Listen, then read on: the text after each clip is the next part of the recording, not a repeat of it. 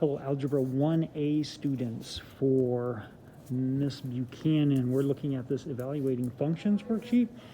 And let's take a look at these. All we're doing is plugging this number in for x every time, okay?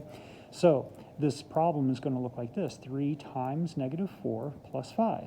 So 3 times negative 4 plus 5, that's negative 12, plus 5 is going to be negative 7.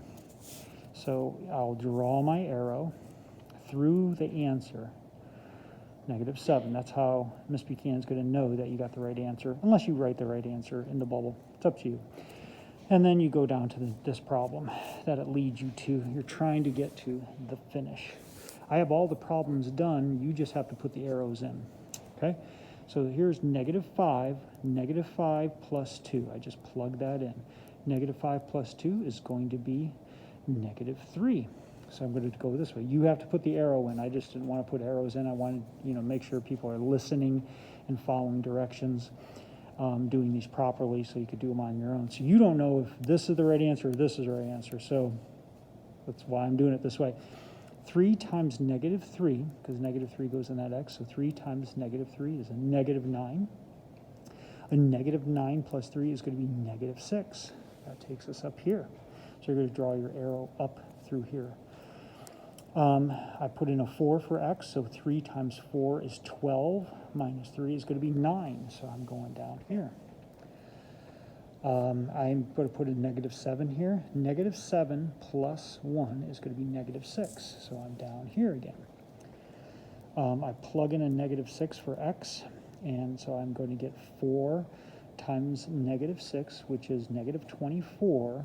Negative 24 minus 3 is going to be negative 27. So that, put your arrow, make sure you're drawing your arrows. Make sure you're drawing your arrows so they know.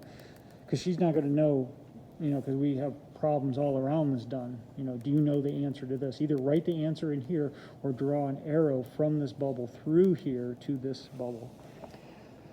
I'm going to put in 10 in this x. And so I'm in for this x. So I have 3 times 10 plus 1. So 30 plus 1 is 31. Draw an arrow. I'm going to put a 9 in for x here. So 3 times 9 is 27 plus 3 is 30. So I'm going to draw an arrow here. I'm going to put a 0 in for x. So 3 times 0 plus 4 is going to be just 4, because 3 times 0 is 0. 0 plus 4 is 4. Draw an arrow. I'm going to put a negative 1 in for x, so I'm going to have 4 times negative 1, which is going to be negative 4, plus 5 is going to give me 1. So draw an arrow up here. I'm going to go to this problem. I'm going to put in a 4 for x here. 4 times 4 is 16, plus 1 is 17. Draw an arrow here. And finally, this one's going to be 20. I did this one for you.